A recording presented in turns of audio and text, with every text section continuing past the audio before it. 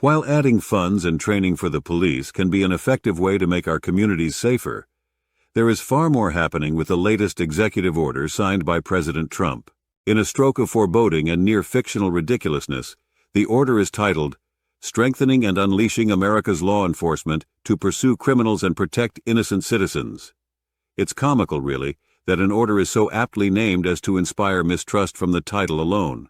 This executive order was signed on April 28, 2025, and an extreme level of awareness must be bolstered around this act. Since many people don't seem to be aware of its implications, it is a hot topic for the Free Forum Project. Let's break down exactly what this executive order is, and what implications it has now that Trump has enacted it. On the surface, this order by the president emphasizes the importance of a robust police force. His administration aims to empower local law enforcement to tackle crime head-on. They claim that when local leaders stigmatize police, it often leads to increased crime and jeopardizes the safety of innocent citizens and businesses. The order reads, "My administration will work to ensure that law enforcement officers across America focus on ending crime, not pursuing harmful, illegal race and sex-based equity policies." The focus is supposedly on ending crime, but specifically calls out not pursuing race and sex-based equality. If you read into the meaning of those words, there's a strong implication that the administration is planning on ignoring systemic issues and only focusing on bolstering an unchecked police force. The order goes on to state, "The Attorney General shall take all appropriate action to create a mechanism to provide legal resources and indemnification to law enforcement officers who unjustly incur expenses and liabilities for actions taken during the performance of their official duties to enforce the law. This mechanism shall include the use of private sector pro bono assistance for such law enforcement officers." Again, we see an example of law enforcement accountability being called into question.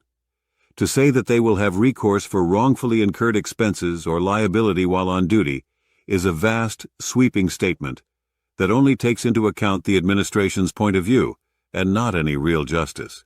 It is also worth noting that this section specifically calls out pro bono assistance from the private sector, not federal lawyers. Trump is saying that they will force private sector attorneys to act on behalf of law enforcement and not be paid for their time.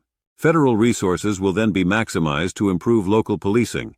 This includes developing new best practices, enhancing training, improving officer pay, and ensuring protections for law enforcement.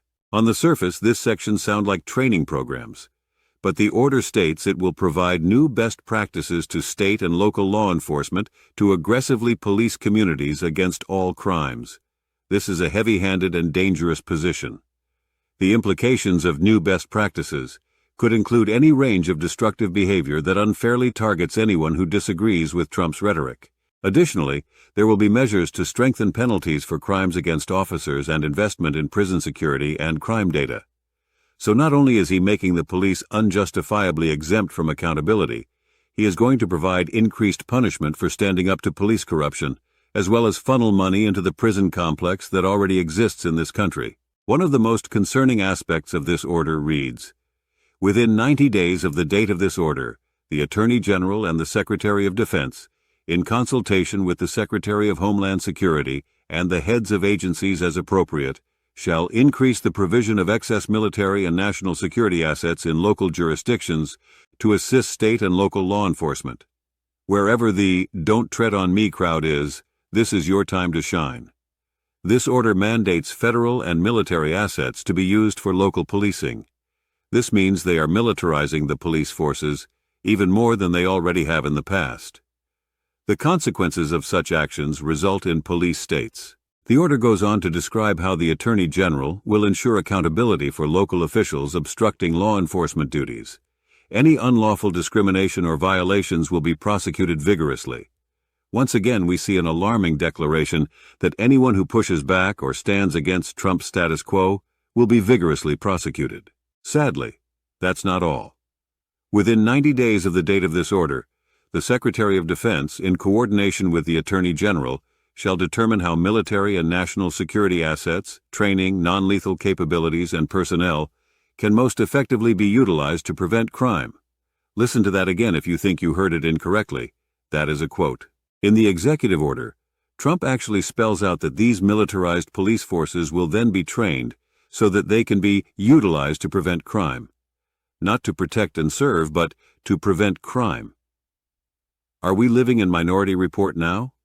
This is one of the most alarming statements in the entire order. He is talking about a militarized army for local law enforcement that is overseen by the Federal Department of Homeland Security that will prevent crime before it happens. They will be taking action against people who have not committed any crimes. There should be a chorus of alarms going off for everyone in this country. Another disturbing portion reads, "The Attorney General and the Secretary of Homeland Security shall utilize the Homeland Security Task Forces, formed in accordance with Executive Order 14159 of January 20, 2025, protecting the American people against invasion, to coordinate and advance the objectives of this order." Again, listen one more time to this section if this doesn't seem suspicious or authoritarian yet. Trump has pledged to use these federal Homeland Security task forces, which are meant to protect the American people from invasion, in order to locally police communities and oversee the prevention of crime.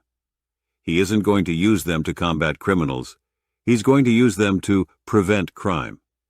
This draws so many parallels to past regimes in other countries that have taken over government and persecuted their own citizens in accordance with the leader's objectives. This should be setting off a 4-alarm bell emergency to all listeners. There is a restructuring of all local and state-level law enforcement. It is a plan to militarize the police and give them autonomy to do as they see fit, while also providing every effort and resource to avoid accountability. It is a plan to allow the federal government to overtake the state and local authorities and use them as Trump and his regime see fit.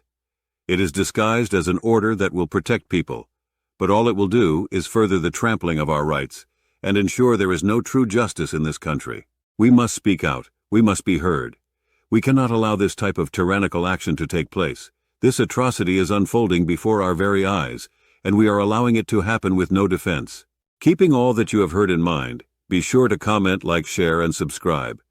This information needs to be shared with anyone and everyone. We the people must do our part. As always, think freely and discuss openly.